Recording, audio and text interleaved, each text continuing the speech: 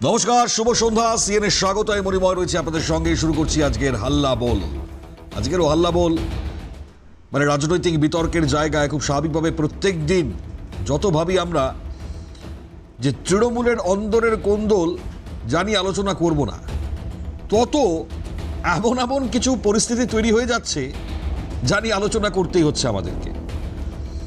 মানে না ঘরকা না ঘাটকা তৃণমূল কংগ্রেসের, যদিও তৃণমূল কংগ্রেস এখন কে আসল কে নকল তা অনেকটা মানে কাছাকাছি আপনারা মোটামুটি বুঝতেই পারছেন। তো কিছু ব্যক্তি যারা রয়েছেন, যারা এই মুহূর্তে মারাত্মক অবস্থায় রয়েছেন, না ঘরকা না ঘাটকা, কোথায় যাবেন কি করবেন তা বুঝে উঠতে পারছেন না। সম্প্রতি এমন এক পরিস্থিতি তৈরি হলো, গতকাল আমরা দেখলাম, তা নিয়ে আমাদেরকে আজকে আমাদের হাল্লা বলের অনুষ্ঠানে প্রথমেই হয়তো এই বিষয়টিকে নিয়ে রাখতে হয়েছে। শুধু এটাই নয়, আমরা আরও গুরুত্বপূর্ণ জায়গায় আজকে বিচরণ করব, কারণ গুন্ডা দমন আইন সোমবার থেকে কার্যকর হয়ে যাবে বাংলায়। এমন এক পরিস্থিতির মধ্যে কার্যকর হবে যেখানে বারুইপুরের মতন ঘটনা ঘটে গিয়েছে। ইনফ্যাক্ট নরেন্দ্রপুর, সেখানে আজকের এমন এক ঘটনা ঘটেছে, সেখানেও নারী নিরাপত্তা একটা বড়সড় প্রশ্নের মুখে পড়েছে। তো গুন্ডা দমন আইন আসবার পর যারা এখনো বুক ফুলিয়ে ঘুরে বেড়াচ্ছে দুষ্কৃতীরা, তাদের হাল কোন জায়গায় যেতে চলেছে তার আভাস কাল থেকে কি শুরু হয়ে যাবে। কাদের ভয় আছে, কারা এর আওতায় পড়বেন, এ নিয়ে বিস্তর চর্চা আমরা করেছি। আর নয় বেলডাঙ্গা, আর নয় বারুইপুর, আর নয় নরেন্দ্রপুর, এই ধরনের ঘটনা যাতে না ঘটে তাই গুন্ডা দমনে কড়া অ্যাকশন মুখ্যমন্ত্রী শুভেন্দু অধিকারী। আজকে এই নানানবিধ পরিস্থিতি নিয়ে আলোচনা করবো। তবে খুব ইন্টারেস্টিং পার্ট আজকে যেই ব্যক্তির ছবিটা এই মুহূর্তে আপনাদেরকে দেখাবো, আপনারা চেনেন নির্মল ঘোষ। নির্মল ঘোষ দুজন আছেন, একজন পানিহাটির বিধায়ক প্রাক্তন। শনিবার দিন এই নির্মল বাবু আপনারা দেখতে পাচ্ছেন, যাকে এতদিন ধরে খুঁজে পাওয়া যাচ্ছিল না রেজাল্ট বেরোনোর পর থেকে, তিনি আসল তৃণমূল।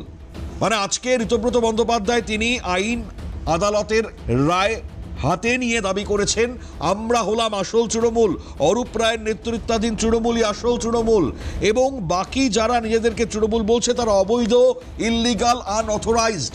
এরম একটা পরিস্থিতির মধ্যে দাঁড়িয়ে নির্মল ঘোষ তিনি গতকাল পৌঁছে গিয়েছিলেন ঋতব্রত বন্দ্যোপাধ্যায়ের এই শিবিরে। এবার গেছেন তো গেছেন, ঠিক আছে, গিয়ে তাকে আবার ফিরে আসতে হয়েছে।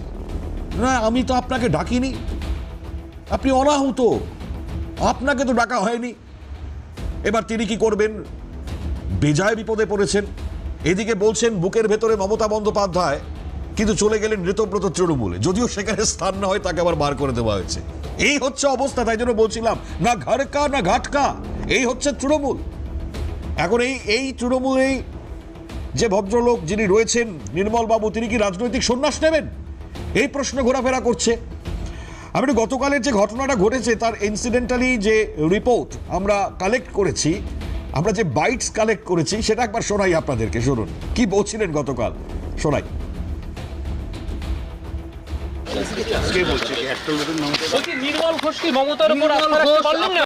মমতার সঙ্গে আমাদের হৃদয়, আমাদের প্রাণ আছে, আর বাকিটা অভিষেক কি হবে।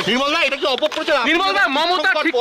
বলা হচ্ছিল কন্টেস্টিং ক্যান্ডিডেট পলিটিক্যাল সিচুয়েশনে কে কোথায় আছে সেটা রাজনীতি। আপনি কি গা ঢাকা দিয়েছেন? কেন গা ঢাকা দেবো? এরকম একটা উঠছে যে আপনাকে পাওয়া যাচ্ছে না। কে বলছে? একটা লোকের নাম বল। আপনার কাছে তো এখনো নির্মল ঘোষ। আপনি কি গা ঢাকা দিয়েছিলেন? বলছেন না, আমি তো গা ঢাকা দিইনি। কিন্তু তার বিতর্ক আরজি করে সেই সময় থেকে, পরবর্তীতে তোলাবাজির অভিযোগে নাম জড়িয়েছে তার। পরিবর্তনের পর থেকে কার্যত তাকে খুঁজে পাওয়া যায়নি, বেপাত্তা ছিলেন। তার মোবাইল লোকেশন পর্যন্ত ট্র্যাক করা হচ্ছিল বলে আমরা জানতে পারছিলাম। গা ঢাকা দেওয়ার যে তত্ত্ব সামনে এসছে, তারপর থেকে নানান তত্ত্ব সামনে এসছে। এখন সেই ব্যক্তি হঠাৎ ঋতব্রত শিবিরে তাহলে পরে কেন চলে গেলেন? তাকে তো আমন্ত্রণই জানানো হয়নি। ফলত এই জায়গায় পানিহাটির নির্মলবাবু এখন কি করবেন, এ নিয়ে চর্চার জায়গায় যেতেই হচ্ছে আমাদেরকে। এবং তিনি বলছেন অভিষেকের কথা বলতে পারবো না, মিটিংয়ে প্রবেশ করে বলছেন অভিষেকের বিরোধিতা করছেন, কিন্তু মমতা বন্দ্যোপাধ্যায় বলছেন তার হৃদয়ে আছে। এখন এই হচ্ছে সামগ্রিক অবস্থা বা পরিস্থিতি। তাই আজকের আলোচনার কেন্দ্রবিন্দুতে নির্মল বাবু। কেন্দ্রবিন্দুতে এই তৃণমূল, কালীঘাট তৃণমূল যারা অবৈধ, আজকে সেটা ঋতব্রত বন্দ্যোপাধ্যায় তৃণমূল তারা দাবি করে দিয়েছেন অলরেডি। এখন এই নান্টু ঘোষ, যার নাম হিসেবে আপনারা প্রত্যেকেই পরিচয় জানেন, তিনি কি করবেন? ইনফ্যাক্ট আমরা যে নির্মল ঘোষ যাকে ডাকা হয়েছিল বৈঠকে, তার একটি টেলিফোনিক প্রতিক্রিয়া আমাদের কাছে রয়েছে। আমরা সেই টেলিফোনিক প্রতিক্রিয়াটা আপনাদেরকে চালাই, যে কোন নির্মল ঘোষকে ডাকা হয়েছিল সেটাও শুনেন। টোটালি বিষয়টা তো ঋতব্রত ব্যানার্জি বলেই দিয়েছে যে হচ্ছে পশ্চিম মেদিনীপুরের নির্মল ঘোষ প্রাক্তন আইনটিসির সভাপতি, উনি বলেই দিয়েছিলেন। সিদ্ধান্ত ঠিক আছে, আমি তো তৃণমূল এই মমতা ব্যানার্জির তৃণমূলটা আমি ছেড়েই দিয়েছিলাম প্রথমেই আমার বিবৃতির মাধ্যমে। অতএব স্বাভাবিক অবস্থায় এখন আমরা এই নতুন তৃণমূলের সঙ্গে আছি এবং মাননীয় মুখ্যমন্ত্রী আমাদের শুভেন্দু অধিকারী উন্নয়নের সাথী হয়ে এবং সরকারি দলে যারা জনপ্রতিনিধি আছে তাদের সঙ্গে মানে কাজের মধ্য দিয়ে একসাথে থেকে আমরা কাজ করব। এবার রাজনৈতিক চর্চার জায়গায় আসবো, আমাদের প্যানেলিস্টদের সঙ্গে আপনাদের পরিচয় করাবো। তার আগে তৃণমূল আসল কারা, আবারও এতটা বড় দাবি কি করে করলেন ঋতব্রত, শুনুন সেটা। পরিষ্কার বলে দেওয়া রয়েছে অন্য কেউ, মানে অরূপ রায়ের নেতৃত্বাধীন যে অল ইন্ডিয়া তৃণমূল কংগ্রেস, অরূপ রায় যার চেয়ারম্যান, এছাড়া অন্য কেউ যদি তৃণমূল কংগ্রেস বলে দাবি করেন সেটা অবৈধ, ইল্লিগাল। এই তৃণমূল কংগ্রেসই হচ্ছে একমাত্র, তাদের কাছেই অধিকার রয়েছে অনলি লফুল এক্সিকিউটিভ বডি। আমি আবার শব্দটা অর্ডার থেকে পড়ছি, only lawful executive body authorised to administer the affairs of the All India Trinamool Congress. দুধ কা দুধ পানি কা পানি, এরপর তাহলে কি? এটাই হচ্ছে আজকে সব থেকে বড় চর্চা। যারা উপস্থিত রয়েছেন পরিচয় করাই। আমাদের সঙ্গে রয়েছেন বিজেপি মুখপাত্র চার্লস নন্দী, চার্লস দাকে স্বাগত। আমাদের সঙ্গে রয়েছেন তৃণমূল কংগ্রেস সমর্থক দেবব্রত রায়, দেবব্রত দাকে স্বাগত। রয়েছেন শক্তি মৈত্র কংগ্রেস মুখপাত্র, শক্তি দাকে স্বাগত। আর দূরাবাস থেকে রয়েছেন অমিতাভ কাঞ্জিলাল, রাজনৈতিক বিশ্লেষক। অমিতাভ দা স্বাগত। অমিতাভ দা, বক্তব্যগুলো শুনলেন, আপনাকে দিয়ে শুরু করব সবার ফার্স্টে, কারণ রাজনৈতিক বিশ্লেষণটা এখানে খুব প্রয়োজন। না ঘাড়কা না ঘাটকা, এই ধরনের ব্যক্তিরা আজকে কি করবেন? বুকে নাকি মমতা বন্দ্যোপাধ্যায়, আর চলে যাচ্ছেন ঋতব্রত শিবিরে, দিয়ে আর না নিয়ে ঘুরে আবার চলে আসছেন।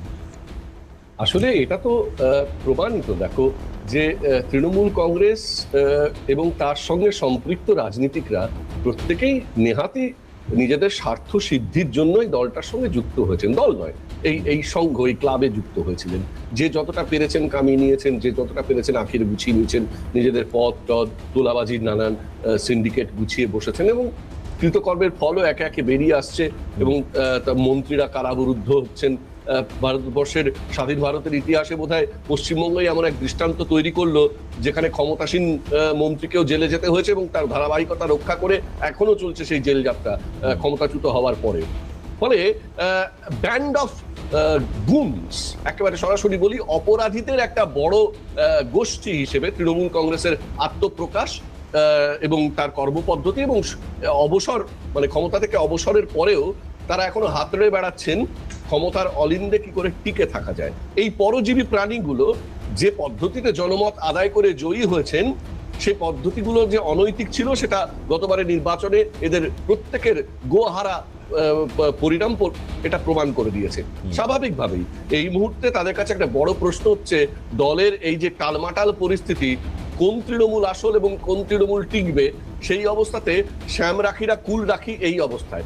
প্রশ্ন হচ্ছে, শ্যামকে ধরে তো বসে আছেন দিদি, তিনি শ্যামকে ছাড়বেন না। শ্যামের দুপাশে দুজন আরো সাধারণ সম্পাদক বসিয়ে দিয়ে জাতীয় দল হিসেবে ঘোষণা করে কোনো মতে ভাঙন ঠেকানোর চেষ্টা করেছেন, কিন্তু সে শ্যামকে কেউ সহ্য করছেন না। ফলে এই দল থেকে সেই শ্যামকে বহিষ্কার করা হয়েছে। এই দল এখন শ্যামবিহীন তৃণমূল, অর্থাৎ এদের অন্তরে তৃণমূলের ভাব, কিন্তু তারা শ্যামকে নেবেন না। এবার হইল কুলের প্রশ্ন, অর্থাৎ তৃণমূল নামক কুলে এরা কে কতটা বর্তাবেন সেটা দেখাতে গিয়ে এখন কুল আবার দ্বিধা বিভক্ত। মানে মথুরা এবং বৃন্দাবন, আপনি যদি পাপ পাপের অংশ, পাপকে মাথায় করে নিয়ে থাকতে চান, তাহলে আপনি মথুরার ওই কংসের রাজত্বের মতো ওইখানে গিয়ে আপনাকে কালীঘাটে গিয়ে আপনার আত্মপরিচয়কে বাঁধা রাখতে হবে। আর যদি মনে হয় আপনি বিশেষ প্রক্রিয়ায় ধৌত হয়ে স্বচ্ছ তৃণমূল হিসেবে, ভালো তৃণমূল হিসেবে আত্মপ্রকাশ করবেন, তাহলে আপনাকে এই প্রেমের বৃন্দাবনে আসতে হবে, যে বৃন্দাবনে সবকিছু মাপাজোকা বোঝাপড়ার ভিত্তিতে চলবে। ফলে নির্মল ঘোষ নামক কোনো এক ব্যক্তিকে ডাকা হলে যিনি সবচেয়ে আগে আঁকুপাকু করছেন আত্মনির্ধারণ করবার জন্য, তিনিই ছুটে যাচ্ছেন লেড়ো বিস্কুট দেখে, যেমন করে বিশেষ প্রাণীরা ছুটে যায় তাদের মতো।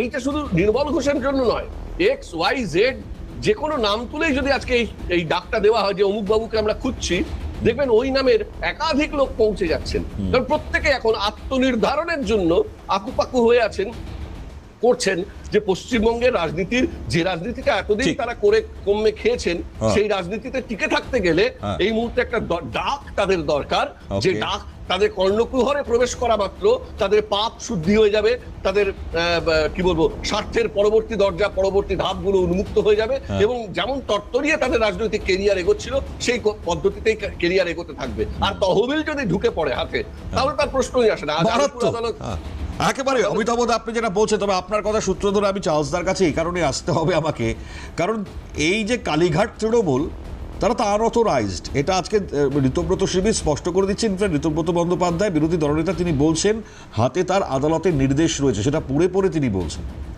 সেটা নিয়ে চার্লসদা আপনি এবার কি বলবেন? অথরাইজড কি আনঅথরাইজড সেটা তো এখন ব্যাপারটা আলটিমেটলি কোর্ট টু ডিসাইড। এটা ঋতব্রত বা মমতা বন্দ্যোপাধ্যায় ঠিক করার কেউ না। তার আগে আমি একটি অন্য বিষয়ে বলি। এই দুটো তৃণমূল বলছেন তো, একটা চাইনিজ বিখ্যাত প্রভাব আছে। ওকে, সেটা হচ্ছে যে a horse with two masters is always skinny, and the ship with two captains sings. এই যে শিপ কালীঘাটের, এই যে আপনি তোলামূল যে নামক যে শিপটি উইথ টু ক্যাপ্টেন্স, একদিকে হচ্ছে মমতা বন্দ্যোপাধ্যায় আর অন্যদিকে হচ্ছে Ritabrata, the ship with two captains sinks, ডুবে যাবে। তো এই জায়গাতে ওরা আছে। আর এই একটু আগে দেখাচ্ছিলেন যে নির্মল ঘোষ, ভাই ওর তো জেলে যাওয়ার কথা। এটা কথা আছে না, গিরগিটি, মনে রাখবেন গিরগিটির কিন্তু রং বদলায়, ওদের কিন্তু স্কিনটা বদলায় না। এরা হচ্ছে এই গিরগিটি। এই নির্মল ঘোষের জেলে যাওয়ার কথা এই কারণে বলছি, অভয়ার ঘটনা মনে আছে আরজিকর কাণ্ডে? অভয়ার বডিটাকে তার মা বাবার পারমিশন ছাড়া, মেয়ের মৃত্যুর পরে, ওই রকম মৃত্যুর পরে, মার্ডারের কেসের পরে তার মা বাবা পারমিশন ছাড়া এই নির্মল ঘোষ বডিটাকে পুড়িয়ে দিয়েছিল। তো জেল যাওয়া উচিত। না, আমার তো এটাই প্রশ্ন, আরজিকর কাণ্ডের ফাইল খুলেছে, তারপর থেকে নির্মল ঘোষ পৌঁছে গেলেন কি করে ওখানে? পুলিশের সেই জায়গায় কি ব্যবস্থা রয়েছে? না, এখানে তো আমি প্রথম কথা হচ্ছে আরজিকর যে কাণ্ডটা আছে এটা পুরোটাই হচ্ছে দেখছে সিবিআই। তো ওখানে সিবিআই ছিল না, ওখানে স্টেট পুলিশ ছিল। নির্মল ঘোষ তো এখনো স্টেট পুলিশের কাছে ওয়ান্টেড নয়। যদি ওয়ান্টেডে ধরা পড়বে কি অসুবিধা আছে? আমাদের তো গিরগিটি নিয়ে সমস্যা নেই কিছু। আর তাহলে পরে আপনার দেবব্রত দা এবার তো পরিচয় পেয়ে গেলেন তৃণমূলে। দেখুন, সকলকে শুভ সন্ধ্যা। অনুষ্ঠানের শুরুতেই তৃণমূল সম্বন্ধে অনেকগুলো বিশেষণ আপনারা ইউজ করলেন, অপ্রাসঙ্গিক। এখানে চার্লসদা জিজ্ঞেস করলো বাঞ্চ অফ গুণ, মানে গুন্ডাদের সমষ্টি। তারপরে আরেকটা কী বললো, পরজীবী, সংঘ, অনেক কিছু বিশেষণের। দেখুন, আমি যেখানে থাকি মানে ভবানীপুরে এলগিন রোডে অনেক একটা দোকান আছে, সোনার উপর দোকান, তারা বিক্রি করে। অমুক বাবুর সোনা চাঁদিকা দোকান, আসলি সোনা চাঁদিকা দোকান। অরিজিনাল যে দোকানটা আছে কিন্তু অমুক বাবুর দোকান, ঠিক আছে? আর বাকি দোকান যেগুলো যারা এইসব ডুপ্লিকেট কিংবা অন্য কেসে দোকানটা খুলেছে, প্রচুর দোকান আছে, 15-20 এরকম দোকান। সেখানে এইরকমই তৃণমূল কংগ্রেস দেখুন, মমতা বন্দ্যোপাধ্যায়ের ছবি, ওই ছবি দেখে নিন, ওই বিশেষ প্রোডাক্ট একটা মিস্ত্রি আছে না, ছবি দেখে নিন। মমতা হ্যাঁ, সেটা হচ্ছে মমতা ব্যানার্জির ছবিটাই হচ্ছে আসল, বুঝেছেন? কে কীভাবে করলো, এখন যে ঘটনাটা হলো, এখন অনেকেই দাবি করছে আমরাই আসল, আমরাই অমুক, আমরাই সব। কিন্তু ওই 2,60,00,000 ভোট কিন্তু ওই মমতা ব্যানার্জির ছবি দেখেই মানুষ দিয়েছে। এখন সেটা তারা দাবি করতে পারে, আদালতে হয়তো লোয়ার কোর্টে তারা জিততে পারে, অনেক কিছু হয়তো আগামী দিনে রেফারি ম্যানেজ করে, মানে জ্ঞানেশ কুমারকে ম্যানেজ করে হয়তো সিম্বলটাও নিয়ে নিতে পারে, তাতে কোনো কিছু আসে যায় না। নির্মল বাবু কোথায় ছিলেন এতদিন? হ্যাঁ বলছি, আপনারাই বলতেন তৃণমূল কংগ্রেসের একটা হচ্ছে একটাই পোস্ট, বাকি সব ল্যাম্প পোস্ট। ওই মমতা ব্যানার্জি হচ্ছে ব্র্যান্ড, সেই ব্র্যান্ডকে দেখেই মানুষ ভোট দেয় আর মমতা ব্যানার্জি নেতা তৈরি করে। এই যাদের নাম প্রাইভেট লিমিটেড কোম্পানি অনেকে বলেছেন যে কোম্পানির দুজন মালিক এখন রয়েছে আপনি বাকি। যে লোকগুলোর নাম বলছেন আমি নতুন করে বলছি না, এই 4-5 বছর আগে কিংবা 10 বছর আগে তাদের নাম কিন্তু কেউ জানতো না। এই মমতা ব্যানার্জি দলে এসে মমতা ব্যানার্জি তাদেরকে তৈরি করেছেন। 15 বছর আগে মমতা ব্যানার্জি ছিলেন, 30 বছর আগেও ছিলেন, 40 বছর আগে মমতা ব্যানার্জিকে মানুষ চিনতো, জানতো। মমতা ব্যানার্জি ছবি দেখিয়ে অনেকেই নির্বাচনে জিতেছেন। মমতা ব্যানার্জির দলের থেকে টাকা বুঝলাম, কিন্তু সবই করে। মমতা বন্দ্যোপাধ্যায়ের সাথে থেকে তিনি ঋতব্রত শিবিরে যখন যাচ্ছেন একজন, শুনুন কে তার বিষয়টা বুঝতে পারছেন না? শুনুন হ্যাঁ। বুঝতে পারছি। কিরকম? গণতান্ত্রিক দেশ, কারোর পেছনে তো কেউ দড়ি বেঁধে রাখেনি, কেউ পায়ে তালা করিও রাখেনি। কে কোথায় যাবে তার সম্পূর্ণ নিজস্ব ব্যাপার। কে কিভাবে বাঁচবে, তার সম্পত্তি কিভাবে বাঁচাবে, তার জেলযাত্রা কিভাবে বাঁচাবে, কে কিভাবে তার লটারির টিকিটের টাকা কিভাবে বাঁচবে, সে তার সেইভাবে বুঝেছে, সেখানে গেছে। সেখানে মমতা ব্যানার্জির তো কিছু করার নেই, এখন তিনি বুঝেছেন। এখন কারোর মনে হচ্ছে আমার বাড়ি ভদ্রগুলো বাঁচাতে হবে, আমি ওই অমুক শিবিরে যাবো, তমুক শিবিরে যাবো, গেছেন, তাতে অসুবিধা এটা তো কোনো রাজনৈতিক অন্য দল রং বদল করে তো অন্য শিবিরে যাচ্ছে না, তৃণমূলেই যাচ্ছে, কিন্তু আসল তৃণমূলে যাচ্ছে। না, আসল নকল তৃণমূল একটাই, সেটা হচ্ছে মমতা বন্দ্যোপাধ্যায়। ঋতব্রত বন্দ্যোপাধ্যায় যেটা বলছেন সেটা কি বলছেন? আরে ওদের ওই বলছেন ওই যে মুচলেকা তৃণমূলের কথা বলছেন না, তাদের হাতে তো 21শে জুলাইয়ের মানে রক্ত লেগে আছে হাতে। যে ভদ্রলোকের নামটা বললেন আপনি, ওই চাটন ব্রত নাকি এটা বললেন না, অমিতাভ দা কিছু অ্যাড করবেন? বলুন বলুন।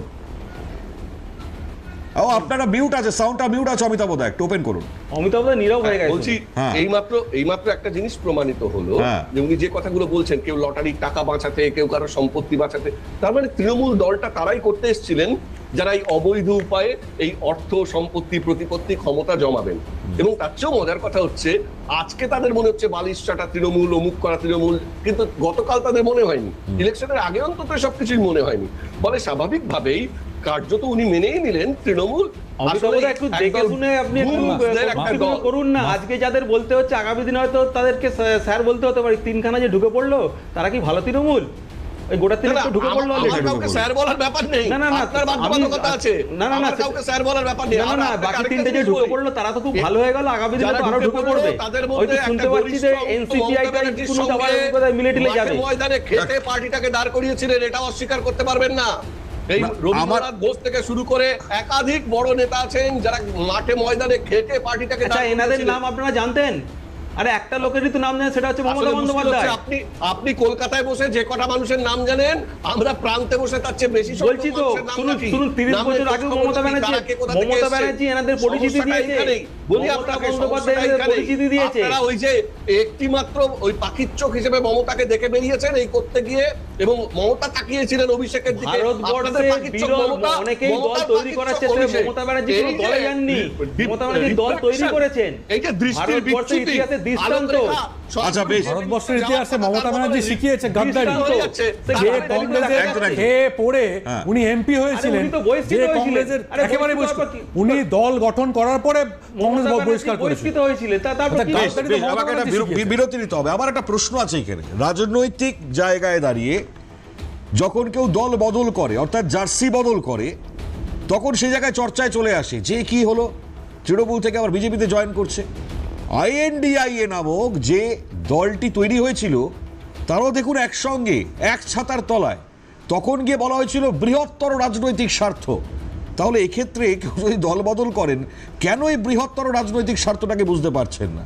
এক জায়গায় কি দৃষ্টিভঙ্গি করে যাচ্ছেন বা পেন ইন করে যাচ্ছেন, পিঞ্চ করে যাচ্ছেন, জানি না। আমি আসবো, ডেফিনেটলি শক্তিদাও রয়েছেন অনেকক্ষণ ধরে বসে, একটা বিরতির পর ফিরে এসে সঙ্গে থাকবেন। ফিরে এলাম বিরতির পর। এখন আসল না নকল, তৃণমূলের কোনটা অ্যাকচুয়াল, তা নিয়ে তৃণমূলের অন্দরের চর্চা করজা যাই চলুক না কেন, চলুক, রাজনৈতিক বিতর্কও চলছে। কিন্তু যে বিতর্কটা সব থেকে বড় জায়গায় চলে গিয়েছে, তাতে কংগ্রেস শিবির তারাও কিন্তু তাড়িয়ে উপভোগ করছে। কারণ একদা যে পরিস্থিতি তৈরি হয়েছিল, সেখান থেকে তো কংগ্রেস ভেঙে তৃণমূল কংগ্রেস, আর আজকে আবার হিস্ট্রি রিপিটস ইটসেলফ। তাতে শক্তিদারা হয়তো আনন্দিত, তাই তো শক্তিদা? না, আনন্দ হওয়ার কোনো ব্যাপার নেই। ব্যাপারটা হচ্ছে যে জেনে বলা উচিত। বললো না, মমতা বন্দ্যোপাধ্যায়ের আগে নির্মল ঘোষের নাম কেউ জানতো না।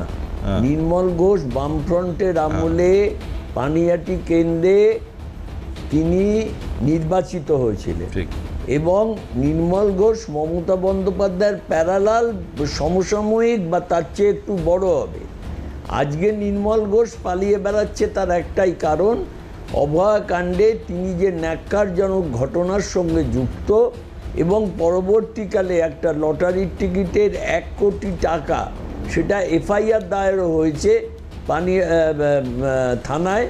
সেই জন্যে কোথায় তিনি পালাবেন তাকে পাওয়া যাচ্ছে না, তার মোবাইল টাওয়ার ট্র্যাক করা যাচ্ছে না। এটা নির্মল ঘোষকে করতেই হবে, কারণ একটাই, যে শুধু যদি আমার লক্ষ্য হয় রাজনীতিকে সামনে রেখে রোজগার করা, শুধু যদি আমার লক্ষ্য হয় সমস্ত অন্যায়কে দলের অভ্যন্তরে থেকে চোখ বুজে বন্ধ করে, আজকে মমতা বন্দ্যোপাধ্যায়ের নির্দেশে পানিহাটির যে ডাক্তার মহিলা খুন হলেন, তার বডি ওখানে আরও 2টো বডি থাকা সত্ত্বেও পারমিশন ছাড়া ফ্যামিলির লোকেদের হাতে না তুলে দিয়ে তিনি তড়িঘড়ি পুড়িয়ে দিলেন। তার এইগুলো সমস্ত কিছু দায় তো নির্মল ঘোষকেই নিতে হবে। এই সমস্ত কিছু দায় তিনি যে রাজনৈতিক দলটা করেন সেই রাজনৈতিক দলটাকেই নিতে হবে। মমতা বন্দ্যোপাধ্যায় ব্র্যান্ড, অভিষেক বন্দ্যোপাধ্যায় খারাপ, এগুলো রাজনীতিতে যেমন বললে না তুমি যে ইন্ডিয়া জোট রাজনৈতিক স্বার্থে হয়, সারা ভারতবর্ষের রাজনীতি আর আঞ্চলিক রাজনীতি দুটোর মধ্যে ব্যাপক পার্থক্য আছে। আজকে ভারতবর্ষে ভারতীয় জনতা পার্টিকে যদি বিরোধিতা করতে হয় তাহলে জাতীয় কংগ্রেস ছাড়া অন্য কোনো রাজনৈতিক দলের নাম আসবে না। সেইখানে বিভিন্ন রাজনৈতিক দল মিলে, আগেও হয়েছে, ইউপিএ গভর্নমেন্ট হয়েছে, সেই জাতীয় কংগ্রেসের তো প্রাধান্য মমতা বন্দ্যোপাধ্যায়, তাকে তো ডাকছে না মমতা বন্দ্যোপাধ্যায় গেছেন। মমতা বন্দ্যোপাধ্যায় রাহুল গান্ধীর সঙ্গে দেখা করেছেন, সোনিয়া গান্ধীর সঙ্গে দেখা করেছেন। এখন নেওয়া হবে কি না হবে সেটা সর্বোচ্চ INDI এ বেঁচেছেন মমতা বন্দ্যোপাধ্যায়, না প্রাধান্য আপনাদের কি করে হয়? না কে INDI এ? মমতা বন্দ্যোপাধ্যায় নিজে দাবি করেছিলেন। দাবি আমি করতেই পারি যে আমি শেষ কথা। আজকে এখন ভারতবর্ষে 101টা মেম্বার অফ পার্লামেন্ট কংগ্রেসে, মমতা বন্দ্যোপাধ্যায় দাবি করলেই হবে। মমতা বন্দ্যোপাধ্যায় INDI এর মধ্যে ঢুকে যে আর যে আঞ্চলিক দলগুলো আছে, আপনারা বলছেন কখনো তো এটা আপনাদের তরফ থেকে মমতা বন্দ্যোপাধ্যায় যে দাবি করছেন তার পাল্টা দিতে শুনি, চালতা বলুন কি বলছেন? ইন্ডি জোটে যে প্রথম ধাক্কা ওরা খেয়েছিল, মমতা বন্দ্যোপাধ্যায় ঘেটে দিল, মনে নেই? মমতা বন্দ্যোপাধ্যায় বললো না আমাদের তো প্রধানমন্ত্রী নীতিশ কুমার হতে পারে। আমি একটা কথা আপনাদেরকে বলি, এই ধরনের ঘটনা রাজনীতিতে, এই ধরনের ঘটনা রাজনীতিতে আছে, এ ধরনের ঘটনা রাজনীতিতে নেই। ভারতবর্ষের রাজনীতিতে আমি নতুন করে তুললাম এই কথাটা। আজকে যখন ইন্দিরা গান্ধীর মৃত্যু হলো, রাজীব গান্ধী ক্ষমতায় এলেন, রাজীব গান্ধী পরাজিত হলেন, তারপরে 1 থেকে 2 বছরের মধ্যে কতটা প্রধানমন্ত্রী হয়েছে, আইকে গুজরাল থেকে শুরু করে আজকে যে কটা প্রধানমন্ত্রী বলবেন, চিন্তা করে দেখুন যে কয়েকটা মাসের ব্যবধানে ভারতবর্ষের একটার পর একটা প্রধানমন্ত্রী হয়েছে। অটল বিহারী বাজপেয়ী একদিন 11 দিন, একদিন 11 মাস, তারপরে তার পুরো টার্ম ফিল আপ করেছেন। চৌধুরী চরণ সিং প্রধানমন্ত্রী হয়েছেন। আজকে সেই জায়গায় দাঁড়িয়ে একটা কথা পরিষ্কার যে মমতা বন্দ্যোপাধ্যায় কি বলল, আজকে যদি কেউ নিজেকে সর্বোচ্চ মনে করে, তার পতন যখন হয়, অহংকার বোধ মানুষের মধ্যে যখন জন্মায়, তার পতন যখন হয়, তাই পতনে কি আপনারা আনন্দিত না আনন্দিত নয়, আমি সেটুকুই জানতে চাইছি। নির্মল ঘোষ কি টিকিটটা নিজের নামে কিনেছিল না দলের নামে কিনেছিল? নির্মল ঘোষ কংগ্রেসের হয়ে দাঁড়িয়েছিল। নির্মল ঘোষ লটারির টিকিটটা কি নিজের নামে কিনেছিল? আমি লটারির টিকিটের কথা না, আমি বললাম মমতা বন্দ্যোপাধ্যায়, নির্মল ঘোষ তো অভিযুক্ত। সে একটা ছেলে সে টিকিটটা কেটেছে, গিয়ে দিয়েছে 1 কোটি টাকা ডিয়ার লটারি। দলের কেন না, তারপরে বলেছে তোকে মেরে ফেলে দায় তো আসলে অভিষেক নেবে, নেবে তার দায়, দল কেন নেবে? আজকে দল নেবে না কেন নেবে? আজকে আমি কোনো ঘটনা করলে সেটা কংগ্রেসের উপরেই যাবে। আমি কোনো অপকর্ম করলে, আমি ডাকাতি করলে পালন করবেন। 50 বছর তো পশ্চিমবঙ্গে তো আপনার ক্ষমতাটা দেখলেন না। আরে 25 বছর 50 বছর করলেও আমরা এই রাজনীতি আনিনি। আমরা এই রাজনীতি আনিনি, আপনাদের প্রত্যাখ্যান আমরা করেছে। আরে মানুষ প্রত্যাখ্যান করুক, সে 50 বছর হয়ে গেছে। আরে 50 বা 100 বছর, কিন্তু মমতা এই হচ্ছে ইন্ডিজোট। বন্দ্যোপাধ্যায় না না, 100 বছরও।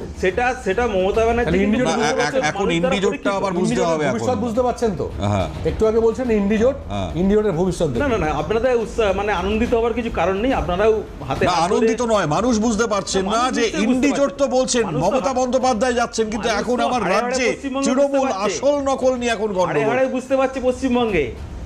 যাই হোক, আমি ঠিক এই জায়গাতে যখন নির্মল ঘোষের এই পরিস্থিতি নিয়ে যখন আলোচনা হচ্ছে, অর্থাৎ তিনি অভিযুক্ত কোন কোন ক্ষেত্রে, এটা শক্তিদা আবার বলে দিলেন ভালো করে। আমি বলছি এই জায়গায় গুন্ডা দমন বিল থেকে এবার আইন সোমবার থেকে কার্যকর হতে চলেছে। আপনারা জানেন হিংসা অতীত, আইনের শাসনে শেষ কথা। শুভেন্দু অধিকারী মুখ্যমন্ত্রী হিসেবে মুর্শিদাবাদে গিয়ে যেটা স্পষ্টত হুঁশিয়ারি দিয়েছেন, বারবার যে বার্তা দিয়েছিলেন, আজকে সেটাও তাৎপর্যপূর্ণ জায়গায় থাকবে আলোচনায়। তো নির্মল বাবুরা বেঁচে থাকেন কি করে, অর্থাৎ গারদের পেছনে না গিয়ে তারা খুল্লা কি করে ছুট পেয়ে ঘুরছেন, এটা নিয়ে আলোচনা আসবে একটা বিরতির পর। সঙ্গে থাকবে। ফিরে এলাম বিরতির পর। যেটা নিয়ে বলছিলাম, মুখ্যমন্ত্রী শুভেন্দু অধিকারী যে বক্তব্যটা রেখেছেন, অর্থাৎ সোমবার থেকে গুন্ডা দমন আইন চালু হয়ে যাচ্ছে, তার বক্তব্যটা একবার শোনাই, তারপরে আরও দুটো বক্তব্য খুব ইন্টারেস্টিং, সেটা নিয়ে আলোচনায় আসবো। শুনুন। অ্যারেস্ট যে বিল পাস হয়েছিল, মহামান্য রাজ্যপাল অনুমোদন দিয়ে দিয়েছে, সোমবার থেকে এই বিল কার্যকর হয়ে যাবে পশ্চিমবঙ্গে। বিল কার্যকর হয়ে গেলে ভয় কাদের কাদের থাকছে তাহলে বুঝতে আর অসুবিধে নেই। যারা আজকে পালিয়ে বেড়াচ্ছেন, লুকিয়ে বেড়াচ্ছেন, যাদের বিরুদ্ধে নানান অভিযোগ রয়েছে, সম্প্রতি যে ব্যক্তিকে নিয়ে আমরা কথা বলছিলাম তার বিরুদ্ধে অভিযোগ, আরজি কর তো বড় একটা পজিশন, যে জায়গায় দাঁড়িয়ে তার বিরুদ্ধে অভিযোগ রয়েছে আরজি কর কাণ্ডের। এছাড়াও মারাত্মক অভিযোগ তোলাবাজি, মারাত্মক অভিযোগ তিনি পালিয়ে বেরিয়েছেন। ঠিক সেই জায়গায় মুখ্যমন্ত্রী শুভেন্দু অধিকারী যখন মুর্শিদাবাদে গিয়েছিলেন, সেখান থেকে দুটো বার্তা খুব স্পষ্টত দিয়েছিলেন। গুন্ডাদের কাপন ধরা খুব স্বাভাবিক, এই বার্তা দুটো শুনুন। তার মধ্যে একজন হুমায়ুন কবির ছিলেন, তাকেও দিয়েছিলেন বার্তা। শুনুন দুটো বক্তব্য। পুলিশকে খুব ক্লিয়ার ইনস্ট্রাকশন দেওয়া হয়েছে, ধুলিয়ান, শামসেরগঞ্জ, বেলডাঙ্গা, রেজিনগর, শক্তিপুরের মতো ঘটনা ঘটলে কাউকে ফোন করার দরকার নেই। আপনার ভারতীয় ন্যায় সংহিতাতে যা বলা আছে, আপনার অশোক স্তম্ভ, আপনি যে ট্রেনিং নিয়ে এসছেন, আপনি যে শৃঙ্খলিত বাহিনীর ট্রেনিং নিয়ে এসছেন, সেই অনুযায়ী ডু ইট নাও। পরিষ্কার খোলা ছুট দেওয়া হয়েছে। আর যে হিন্দু শরণার্থীরা জেলের ভিতরে আছে, ডিএম সাহেবকে বলেছি পিপির সঙ্গে কথা বলে এদের জেল থেকে মুক্ত করতে হবে। মুর্শিদাবাদ জেলায় সার্বিক ডেভেলপমেন্ট আমরা করব, ল অ্যান্ড অর্ডার ঠিকঠাক থাকবে। রেল লাইন ভাঙা, রেল জ্বালানো, বাস পোড়ানো, থানা পোড়ানো, বিডি অফিস জ্বালানো, পুলিশকে মারা, পুলিশকে শাটারের ভিতরে ঢুকতে হওয়া, এইসব অতীত। আর এখন থেকে এগুলো হবে না। এখানে যিনি জেতার পরে পদত্যাগ করেছেন দুটো জায়গায় জেতার জন্য, উনাকে আমি বলেছি আপনি নির্বাচিত প্রতিনিধি, সংবিধান মেনে উন্নয়নের কথা বলুন। আমি দুর্বল মুখ্যমন্ত্রী নই, আমি মমতা ব্যানার্জির মতো কাপুরুষ নই। আপনি যা খুশি বলবেন আর আমি শুনে যাব, এটা আমার আমলে হবে না। অভিনবদা, কাপড়টা তাহলে ধরছে এবার গুন্ডাদের, তাই তো? কাল থেকে বুঝবো। সোমবার এই আইনটা কার্যকর হওয়ার কিন্তু আরো একটা গুরুত্বপূর্ণ দিক রয়েছে, সেটা হচ্ছে এই যে একটি উপনির্বাচন এগিয়ে আসছে, সেই উপনির্বাচনে প্রচারের ভঙ্গি কি হতে যাচ্ছে তার আভাস আমরা পেয়েছিলাম যিনি পদত্যাগী বিধায়ক হুমায়ুন কবির, তার এর আগের বলা ভাষণে সরাসরি মুখ্যমন্ত্রীর নাম নিয়ে বা মুখ্যমন্ত্রী পদ উল্লেখ করে তিনি যে ভাষায় যে কদর্য আক্রমণ হেনেছেন এবং সাম্প্রদায়িক উস্কানি দেওয়ার চেষ্টা করেছেন, এই গুন্ডা দমন আইন এই মানে যদি তৈরি না হয়ে এর মধ্যে যদি কার্যকর না হতো, তাহলে এরকম আরো বাড়বাড়ন্ত আমরা দেখতে পেতাম এবং সেটা কিন্তু শেষ পর্যন্ত আমাদের রাজ্যেরই একটা অংশকে উত্তপ্ত করে তুলে শুধুমাত্র কয়েকটা ভোটের জন্য যারা বলতে পারে যে কেটে ভাগীরথীতে ভাসিয়ে দেব বা এই ধরনের বা ওই একটা সম্প্রদায় 1 মিনিটে সব উল্টে পাল্টে দিতে পারে বা তছনছ করে দিতে পারে, যারা কয়েকটা ভোট পাওয়ার জন্য এইভাবে একটি সম্প্রদায়ের পরিচয়কে দাঙ্গাকারী, হিংস্র, আক্রমণাত্মক, মানবতা বিরোধী বলে একটি সম্প্রদায়কে চিহ্নিত করেন বা তাদেরকে সেইভাবে ব্যবহার করতে চান, এদের আগে লাগাম পড়ানোটা খুব দরকারি। এবং স্বাভাবিকভাবেই তাকে বিধানসভার ভেতর থেকে ভাষায় লাগাম পড়ানোর জন্য যথাযথ শিক্ষা দিয়েছেন মুখ্যমন্ত্রী। এবার যে আইন হাতে আসলো, সেই আইনের মাধ্যমে কিন্তু এই ধরনের যে কোনো পশ্চিমবঙ্গের যে কোনো প্রান্তে এই ধরনের বাড়বাড়ন্তের উপরে একটা কড়া নিয়ন্ত্রণ কায়েম হবে। এখন প্রশ্নটা এখানেই যে এই আইন কেন প্রয়োজন হয়ে পড়লো পশ্চিমবঙ্গের মাটিতে? দীর্ঘ 15 বছর ধরে আমরা আইনের শাসনের বদলে শক্তিমানের শাসন দেখেছি। আমরা দেখেছি বাহুবলীদের শাসন। জায়গায় জায়গায় ক্লাবগুলো, আমি বাড়ি করব, আমি ফ্ল্যাট কিনবো, আমাকে তার জন্য গুন্ডা ট্যাক্স দিতে হবে, আমি আমার পরিবারকে নিয়ে সুখে বসবাস করব, আমাকে আক্রান্ত হতে হবে পাড়ার কোনো উঠতি ছোকরা, সে আমার মেয়েকে তুলে নিয়ে গিয়ে ধর্ষণ করে দেবে, আর মুখ্যমন্ত্রী বলে দেবেন ছোট্ট ঘটনা, ওরকম হয়, শরীর থাকলে জ্বর টর হয়, ওরকম হয়। আমি শান্তিতে বসবাস করবার নাগরিক অধিকার আমার যেটুকু, এবং যেই কারণে গোটা পশ্চিমবঙ্গ থেকে একটা বিরাট সময় পর্যন্ত চাকরি বাকরি ছেড়ে দিন, কর্মসংস্থান নেই, মেধা পালিয়ে যাচ্ছে পশ্চিমবঙ্গ ছেড়ে, শিল্প আসছে না, এ সমস্ত আছেই। যেটা বাড় বৃদ্ধি ঘটেছে সেটা হচ্ছে পরিষ্কার বহিরাগত দুষ্কৃতি এবং এইখানকার জমিয়ে তোলা মৌরুষি পাট্টা হিসেবে জাঁকিয়ে বসাই দুষ্কৃতীদের রাজত্ব, যারা বর্ডারে সমস্ত চোরা চালানকে নিয়ন্ত্রণ করে এবং শহরাঞ্চলে বসে থেকে সিন্ডিকেট চালিয়ে যারা তাদের শেষ পর্যন্ত ওই সুবিধাটা দেয় তৃণমূলকে। যে নেত্রী ক্ষমতাতে এসেই প্রথমে উচ্চারণ করেছিলেন যে আমি গুন্ডা কন্ট্রোল করি, স্বাভাবিকভাবে বোঝাই যাচ্ছে এই সরকারটাই দাঁড়িয়েছিল এই দুর্বৃত্তদের ঘাড়ের উপরে। এই দুর্বৃত্তদের যদি অপসারিত না করা যায়, মানুষের আস্থা ফিরবে না সাংবিধানিক ব্যবস্থার প্রতি। খুব স্বাভাবিক। আচ্ছা, দেবব্রত উৎসুক হয়ে কিছু বলতে চাইছেন, একটু শুনে নিই তাহলে। যাই হোক, কাঞ্জিলাল সাহেব মোটামুটি 15 বছর ধরে রেখেছেন, মানে লাইনটা 15 বছর আগে সবকিছু মানে ফুলে ফুলে বেচানো ছিল, কোনো অবস্থা ছিল না, মানে সেখানে ওই ঢেকে গলার 15 বছর আগে কোনো মুখ্যমন্ত্রীকে দেখা যায়নি থানায় গিয়ে দুষ্কৃতীদের ছাড়িয়ে নিয়ে আসছেন। না না, 15 বছর আগে পৌঁছতো কোথায়? গলায় একটা কই মাছ দিয়ে দিত, ডাকতো, এতে গলায় একটা কই মাছ দিয়ে দিত, আর ডাকতো ওই পার্টি অফিসে ডাকতো, হাতটা কেটে নিত, হাত দুটো কেটে নিত, কোথায় গিয়ে একটা জিপ কেটে দিত। থানা অবধি পৌঁছতো নাকি? আপনার তো বাংলাদেশ শাসন ব্যবস্থা খুব ভালো লাগছে, বাংলাদেশ শাসন ব্যবস্থা তো খুব ভালো ছিল, একদম বাস রাস্তায় দাঁড়াতো, সেখান থেকে বরযাত্রীদের রাস্তায় নামানো হতো, সেখানে ধর্ষণ করা হতো, আবার বাসে তুলে দেওয়া হতো। খুব দারুণ শাসন ব্যবস্থা ছিল, আপনারা আরো ভালো মনে করছেন। এখন গুন্ডা দমন আইন কিভাবে প্রয়োগ হবে, সেটা মৌলিক অধিকার মানুষের রক্ষা হবে কিনা, সেটা বিরোধীদের বিনা বিচারে তাদের এক বছর আটকে রাখা হবে কিনা তার আশ্বাসটা কে দেবে, এটার অপপ্রয়োগ হবে কিনা তার আশ্বাসটা কে দেবে, এখন মৌলিক অধিকার রক্ষা হবে কেন তার আশ্বাসটা কে দেবে? আচ্ছা, দেবব্রত তো অনেকগুলো প্রশ্ন তুলেছেন। আমার এই প্রশ্নের জায়গায় আমি ডেফিনেটলি চার্লসদার কাছে আসবো। একটা জায়গাকে নিয়ে আমি এখানে চার্লসদাকে আসতে চাই, তা হচ্ছে এই যে দেবব্রত দ্বারা বলছেন না, ফিরদৌসী বেগম প্রাক্তন বিধায়ক, আজকে নরেন্দ্রপুরে এমন এক ঘটনা ঘটেছে যেখানে একজন মহিলা বিজেপি সমর্থক, তাকে লাইট পোস্টে বেঁধে মারধর করা হয়েছে, গলায় ফাঁস লাগিয়ে ব্লেড দিয়ে জিভ কেটে নেওয়ার চেষ্টা করা হয়েছে বলে অভিযোগ আসছে। আমাকে একবার দেবব্রত, আমি ডেফিনেটলি চার্লসদার কাছে আসবো, দেবব্রতদা যেগুলো বলছেন আজকে এরা এখনো সাহস পাচ্ছেন, এই সমস্ত অভিযোগকারী যারা, আইন আসলে তো এদের বিরুদ্ধে ব্যবস্থা নিতে পারবে তাহলে পরে সরকার। শুনুন চার্লসদা, আমি আসছি। দেখুন, প্রথম কথা হচ্ছে, একটু আগে দেবব্রতবাবু বলছিলেন যে মৌলিক অধিকার ইত্যাদি, আমি মনে করিয়ে দিই, একটু পেছনে নিয়ে যাই আপনাদের। 1971 মিসা মনে আছে আপনাদের? Maintenance of internal security act, Congress আমলে এসেছিল মিসাতে যে প্রিভেন্টিভ ডিটেনশন বলে যে বস্তুটি ছিল, প্রচুর রাজনৈতিক কারণে তাদের মাসের পর মাস ভেতরে ঢুকিয়ে দেওয়া হতো মিসা। তার আগে চলে আসুন আপনি, তার একটু পরে চলে আসুন 75-77-এ।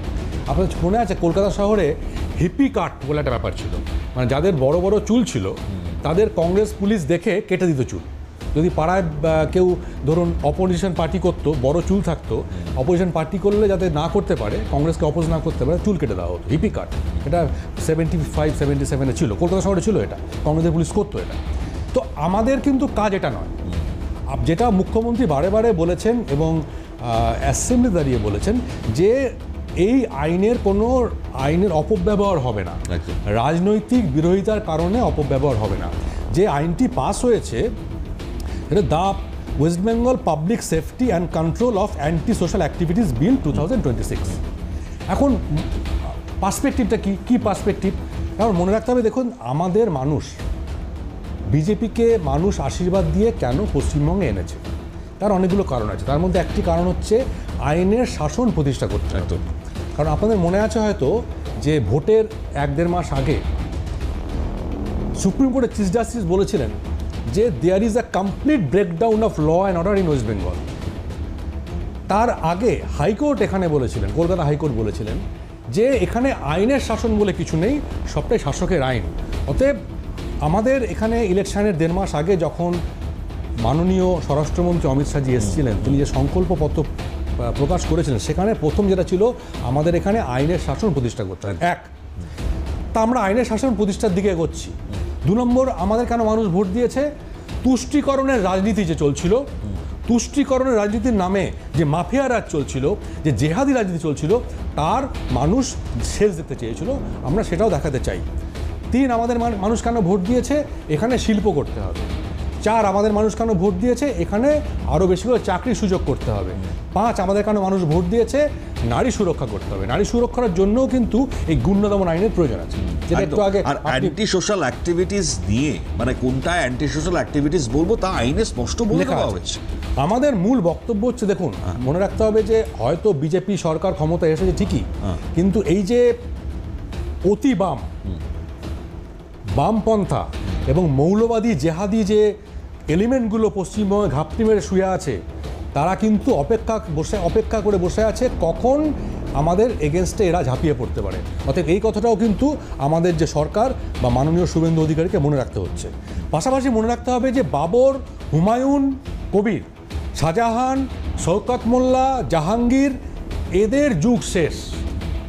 আপনি পশ্চিমবঙ্গের মাটিতে দাঁড়িয়ে বলবেন যে 30% হিন্দু আর আমরা 70% মুসলিম, ওদের ভাগীরথীতে ভাসিয়ে দেবো, ওই যুগ শেষ। এটা কিন্তু যেটা একটু আগে বললেন মাননীয় মুখ্যমন্ত্রী শুভেন্দু অধিকারী, যে আমি কিন্তু মমতা বন্দ্যোপাধ্যায়ের মতো দুর্বল চিফ মিনিস্টার না। কথাবার্তা সাবধানে বলুন, আমরা জানি কি করে এর অ্যাকশন নিতে হয়। এই জন্যই ভয়টা পাচ্ছে আর কি বিরোধীরা, এই জন্যই ভয়টা পাচ্ছে। যে স্ট্রিক্ট অ্যাকশনের জায়গায় যেতে চলেছে। মনে আছে, মনে করিয়ে দিই, মানুষের মেমোরি তো খুব শর্ট। সিএএ ওয়াকাপের পরে যেভাবে দাঙ্গাবাজি হয়েছিল, 3-4 দিন ধরে হাওড়ার ওদিকে ন্যাশনাল হাইওয়ে 4 দিন ধরে বন্ধ করে দেওয়া হয়েছিল, রেলওয়ে সম্পত্তি আগুন ধরিয়ে দিয়েছিল। এই লোকগুলোকে, দাঙ্গাবাজদের যদি কোনো দাঙ্গাবাজি ভবিষ্যতে হয়, ভিটে মাটি পুড়িয়ে, ভিটে মাটি বিক্রি করে সুদ সহ এদের ক্ষতিপূরণ দিতে হবে। এই জন্য গুন্ডা দমন আইনের প্রয়োজন আছে। আর তৃণমূল যে জেহাদি, এই জেহাদিদের দিন শেষ, এদের খুব শীঘ্রই অ্যারেস্ট করা হবে। চলুন ঠিক আছে, যারা বিরতি নেব, সংক্ষিপ্ত বিরতির পর অনেকগুলো বার্তা রয়েছে, ডেফিনেটলি আসছি প্রত্যেকের কাছে। ছোট্ট বিরতির পর সঙ্গে থাকবো। ফিরলাম বিরতির পর। আমি আবারও ওই নরেন্দ্রপুরের এই ঘটনাটার দিকে দৃষ্টি আকর্ষণ করাতে হবে, কারণ আমি জানি না এরা এখনো পর্যন্ত এত কিছু করবার পরেও নারী সুরক্ষা নিয়ে যখন কাজ হচ্ছে, বারুইপুরের মতন ঘটনা ঘটে গিয়েছে, তার পরিপ্রেক্ষিতে দাঁড়িয়ে যে ধরনের একের পর এক স্টেপ নেওয়া হয়েছে, আমরা ঠিক এই জায়গাতেই এখনো পর্যন্ত এই ধরনের গুনস যারা, তারা ঘুরে বেড়াচ্ছে কি করে। এই যে অভিযোগটা এসেছিল অত্যাচার যা কি হয়েছে সূত্রপাত গত বছরের মে মাস থেকে, একটি জমিকে কেন্দ্র করে তারা অভিযোগ করছেন জমি দখলের চেষ্টা কারা করছিলেন, ফিরদৌসী বেগমের অনুগামীরা। এর পরবর্তীতে তাদের কাছে কি চাওয়া হয়, 75,000 টাকা দাবি করা হয়। এই তোলা দিতে রাজি না হওয়ায় তারপর অত্যাচার, এবং যেমন অত্যাচার হয়েছে না বলছিলাম আপনাদেরকে, গলায় ফাঁস লাগিয়ে ব্লেড দিয়ে জিপ কেটে নেওয়ার মতন চেষ্টা। ভাবুন একবার, মাথার চুল পর্যন্ত লাইট পোস্টে বেঁধে তাকে মারধর করা হয়েছে। আমি একটু অভিযোগটা শোনাই আপনাদেরকে, শুনুন। কি তৃণমূলের লোক সব তোলাবাজি করেই খেত, কারোর একটু ঘর হচ্ছে, গরিব তারা কষ্ট করে ঘর করছে, তাদের কাছে গিয়ে জোর জবরদস্তি 5,000 টাকা দিতে হবে, আমরা মদ খাবো, গাঁজা খাবো, এভাবে গিয়ে তোলাবাজি করবে। কেউ জমি কিনলে তার কাছে তোলাবাজি করবে। আমার কাছে চাই ছাড়া বেজায় টাকা চাইছে, 75,000 টাকা। আমি বলছি কেন তোদের দেবো আমরা? তোরা কে? বলে দেখ এটা দিতে হবে, যেই কিনুক না কেন, এই জমিটা যেই কিনবে না কেন তাকেই দিতে হবে। আমি দিতে অস্বীকার করাতে জোর জবরদস্তি আমার ওই জমিতে যখন মাপতে যাই, মাপতে দিল না বলে আমি কোর্টে একটা অ্যাপিল করলাম। আর করার পরে একটা নোটিশ বাড়িতে এলো। যখন নোটিশ বাড়িতে এলো তখনই এরা এই মারধরটা শুরু করে দিল। এরা কারা? এরা তৃণমূলের লোক সব। এদেরকে নজরুল ফুল সাপোর্ট করতো। যখন এই সেপ্টেম্বর মাসে যখন এই ঘটনাটা ঘটে তখন কোনো মতে নজরুল এদের অ্যারেস্ট করতে দেয়নি। আমার মারধর করে আমার ভাইয়ের বউয়ে সবার মারধর করে এইভাবে তখনই এইসবে হাতটা গতকাল কারা মারধর করলো? গতকাল যারা প্রথমে করেছিল গতকাল তারাই করেছে। তাহলে এই গুন্ডাদের যখন দমন করতে হবে, সরকার যখন একেবারে নতুন সরকার রাজ্যে এসে যখন এইগুলোকে চেঞ্জেস চাইছে, না হলে পূর্বতন সরকার থাকলে তো অন্য তত্ত্ব দিয়ে দিতেন, হয়তো বলে দিত প্রেগনেন্ট তত্ত্ব, প্রেম তত্ত্ব, আরও নানানবিধ তত্ত্ব যেগুলো আমরা শুনে অভ্যস্ত। আজকে যখন সরকার কাজ করছে, যখন একটা বিলকে আইনে পরিণত করছে, কারণ এদের বিরুদ্ধে ব্যবস্থা নিতে হবে, তখন বিরোধিতার জায়গা কেন? শক্তিদাকে দিয়ে শুরু করবো। দেখো, কথাটা হচ্ছে যে গুন্ডাদের কোনো কালার হয় না। সমাজবিরোধীরা রাজনৈতিক দলের পতাকাটাকে ব্যবহার করে। যে ভদ্রমহিলাকে তুমি দেখাচ্ছ এবং গতকালে যার ওপর অত্যাচার হয়েছে, এটা সভ্য সমাজে হয় না, হওয়া উচিত না। আর এখানে বিজেপি প্রতিনিধি বললেন না মিসা, তারপরে হিপিকাট, আজকে গোধরা বা উন্নাওয়ে যখন ধর্ষণ হয় তারপর তাকে বের করে এনে বিজেপির এমএলএ তাকে সম্বর্ধনা দেয়। আজকে সারা ভারতবর্ষে নিট এবং নেট দুটো পরীক্ষায় যখন 22 লক্ষ ছেলে মেয়ে এখনও পর্যন্ত প্রায় 71 জন আত্মহত্যা করেছে, তাতে তাদের টালমাটাল হয় না। গোধরাকাণ্ডে যখন জ্বালিয়ে দেওয়া হয় একটার পর একটা, তখন স্বরাষ্ট্রমন্ত্রীর নামে কোনো কেস হয় না। আজকে অভয়ার মা গতকাল অভিযোগ করেছেন যে কেন নান্টু ঘোষকে পাওয়া যাচ্ছে না, খুঁজে পেয়ে তো উনি এসছেন, ও ধরুন, পুলিশ তাকে গ্রেপ্তার করছে না। আজকে সেই জায়গায় দাঁড়িয়ে হুমায়ুন কবিরের মতো লোকেরা আছে, থাকবে, তারা সাম্প্রদায়িক দাঙ্গা বাঁধাবার জন্য তারা চেষ্টা করে, কিন্তু জাতীয় কংগ্রেস কখনো এই কথা বিশ্বাস করে না।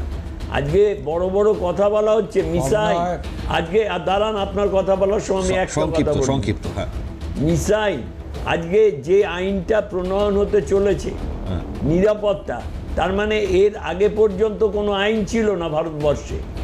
পশ্চিমবাংলায় গত 15 বছর সমাজবিরোধী রাজনৈতিক নেতা এবং প্রশাসন একটা নেক্সাস তৈরি করে একটা অরাজকতার রাজনীতি তৈরি করেছিল। মানুষ তার গণতান্ত্রিক রায় দিয়েছে, সেখানেও রায়টা কতটা ঠিক হয়েছে, এখনও প্রায় 27 লক্ষ অ্যাডজুডিকেটেড লোক বাইরে দাঁড়িয়ে আছে। আমার বক্তব্য একটা, আমার প্রশ্ন আদালত আছে এই প্রসঙ্গে, আমরা আগেও কথা বলেছি। আমার বক্তব্য একটাই, বক্তব্যটা হচ্ছে যে আইন পাস হওয়ার সোজা, আইনটা সঠিক প্রণয়ন করা কিন্তু খুব কঠিন ব্যাপার। ওই যে মুখ্যমন্ত্রী বললেন না, সকালে ধরবো বিকেলে খরচা করব, এটাও খুব একটা ভালো ল্যাঙ্গুয়েজ নয়। ডিম থেরাপি, না এই যে ডিম থেরাপি, এটা পশ্চিমবাংলার মানুষের কাছে এই রাজনীতি কাম্য নয়। হ্যাঁ, কেউই এটা সব ইয়ে করছে। সকালে ধরবো বা বিকেলে খরচা করব, যেটা উনি বললেন, এটা তো শিখিয়েছে সিদ্ধার্থ শঙ্কর রায়, ভুলে গেলেন নাকি আপনি? আরে সিদ্ধার্থ শঙ্কর রায়, আরে সিদ্ধার্থ শঙ্কর রায় কি করেছে আপনি জানেন না বলে, আপনি জানেন না বলে এসব কথা বলছেন। আরে জানেন না, আপনি জানেন না, আপনি রাজনৈতিক ইতিহাস করুন। আচ্ছা, এবারে চলে আসুন, আপনি একটা উন্নাও বলছিলেন হাসিমপুরা ইউপিতে 42 জন সংখ্যালঘু মুসলিমকে আপনারা গুলি করে মেরে দিয়েছিলেন কংগ্রেস আমলে, ভুলে গেছেন আপনি? আপনাদের এখন মনে পড়ছে? আরে এখন মনে পড়ছে? পুলিশ শাস্তি পায়নি আপনাদের আমলে, আপনাদের এখন কিসের কথা বলছেন? আরে আপনারা হাজার হাজার লোক এবারে পশ্চিমবঙ্গে মেরে দিয়েছে গোধরাকাণ্ডে। হাসিমপুরার ঘটনায় কোনোদিন কংগ্রেস আজ পর্যন্ত ক্ষমা চেয়েছে? আজকে 42 জন রাম মন্দির থেকে টাকা চুরি, আজকে রাম মন্দির থেকে টাকা চুরি সংখ্যালঘু মুসলিমকে আপনারা গুলি করে মেরে দিয়েছিলেন হাসিমপুরায়। আপনারা বাচ্চা মেয়েদের বাঁচিয়েছেন, রেপ করে মেরে দেন। অতএব ওসব কথা বলবেন না, কংগ্রেসের মুখে এনকাউন্টার শুনবো না। আরে আপনার এনকাউন্টার আপনারা শিখিয়েছেন, এনকাউন্টার আপনার মুখে। এখানে আসি, এবারে আমি আসি ফিরদৌসী বেগমে আসি। দেখুন, ফিরদৌসী বেগমের কেসটা হচ্ছে, ওখানে ওর যে হাজব্যান্ড আছে নজরুল আলী মণ্ডল, নজরুল আলী মণ্ডল, এই ছেলেটি ওখানকার মাফিয়া, টিএমসি মাফিয়া। ফিরদৌসীর হয়ে মাস্তানিটা করে হচ্ছে নজরুল আলী মণ্ডল। নজরুল আলী মণ্ডলকে আমরা ইতিমধ্যেই আইডেন্টিফাই করেছি, ওর এগেইনস্টে যাবতীয় অ্যাকশন পুলিশ নেবে। চলুন কিছু বলবেন দেবব্রত আপনি? না না, এই তো এখানে বললো তৃণমূল নাকি শেষ হয়ে গেছে, তৃণমূল নেই, তৃণমূল গিয়ে ওখানে তো গন্ডগোল কি করে পাকাচ্ছে? মমতা বন্দ্যোপাধ্যায় এখন কোথায়? অপ্রাসঙ্গিক না না, অপ্রাসঙ্গিক যতই বলুক, তৃণমূল কংগ্রেসকে ছাড়া মানে এই অনুষ্ঠানটাও মানে মানে সম্পূর্ণ হবে না। সার্কাস পার্টি আপনারা, সার্কাস ছাড়া কি সমাজ চলে নাকি? সার্কাস তো মানে সরকার গঠন হয়েছে, সার্কাস তো দেখতে পাচ্ছেন প্রায় 2 মাস থেকে একটু বেশি। শুনুন, সংকল্পপত্রে বিভিন্ন আপনারা আশ্বাস দিয়েছেন 450 টাকায় গ্যাস দেবো, এটাই তো সার্কাস। কোথাও ছিল না 450, এই দেখুন একদম মিথ্যা 450 টাকা। আমি আপনাকে রেকর্ডিং শুনিয়ে দিতে পারি। এই ঘটনার কোনো নিন্দা জানালেন না, একজন মহিলার উপর এভাবে অ্যাটাক হলো, কিন্তু আপনি বলে গেলেন যে তৃণমূল আছে। যে আমরা মমতা ব্যানার্জি করে দেখিয়েছে, মমতা এই মিথ্যাশ্রীর জন্য আপনাদের মানুষ সরিয়েছে, এখনো শিক্ষা পাননি। মমতা বন্দ্যোপাধ্যায় ঘটনা থেকে শিক্ষা নেই, লক্ষ্মীর ভান্ডার দিয়েছেন, মমতা ব্যানার্জি আনকন্ডিশনালি আর বলেছেন যে ঘরে ঢুকে থাকবেন মহিলারা, রাত্রি 8টার পর বাইরে বেরোবেন না, তাই তো? শুনুন, সেটা তো বাকি রাজ্যগুলো দেখতে পারে যে এনসিআর প্রেগন্যান্ট তত্ত্ব শুনতে হবে আমাদের, লক্ষ্মী ছাড়া ভালোবাসা শুনতে হবে আমাদের, রিপোর্টগুলো দেখতে হবে তো। দুজন ভালোবেসে যদি কিছু করে ফেলেন আপনারা তো বলতে দান ভিক্ষা ইত্যাদি তো বলতে, আরে পুরুষকে লক্ষ্মী ভান্ডার দিয়েছে, তো কর্মহীন অমিতাভদা তো কাজ খেয়ে নিয়েছে, অমিতাভদা মানুষের ছাদ কেটে নিয়েছে। ঠিক আছে বুঝলাম, অনেক কিছু বাবা, আর কি কি শুনতে হবে আমাদেরকে, মারাত্মক। বলুন অমিতাভদা। আসলে পশ্চিমবঙ্গের রাজনীতিতে এটাই একটা এখন মানে এটা সব জায়গাতেই দেখছি হোয়াট অ্যাবাউটারি, মানে এটা করেছেন তাহলে ওটার সময় কি ছিল, ওটা হয়েছিল তাহলে যে তার আগে এটা হয়েছিল। সমস্যাটা হচ্ছে সমাধানের কথা কেউ ভাবছেন না। এরা বলছেন জনস্বার্থের কথা, আমরা সকলেই জনগণের জন্য চোখের জলের বন্যা বইয়ে দিচ্ছেন, কিন্তু কার্যত ভাবছেন না এই যে দুর্বিপাকে পড়ে আছে মানুষগুলো, পশ্চিমবঙ্গের সাধারণ মানুষ, যাদের একমাত্র ভরসার জায়গা পুলিশ প্রশাসন, একটা নিরপেক্ষ বিচার ব্যবস্থা, একটা শক্তিশালী সরকার, সেই জায়গাগুলোর দায়িত্ব পালনের ক্ষেত্রে কেউ দায়িত্ব নিচ্ছে না। তবু বলবো 2 মাসে এসে মুখ্যমন্ত্রী যে ভূমিকাটুকু পালন করেছেন, আশ্বাস জাগছে মানুষের মনে। সম্ভবত আইনের শাসন ফিরবে আবার, সম্ভবত গুন্ডারা আবার পর্দার আড়ালে গর্তে যে যেখানে ছিল সেখানে ঢুকে যাবে, সম্ভবত দুর্নীতিটা অনেকটা কমবে, নিয়ন্ত্রিত হবে, সম্ভবত আবার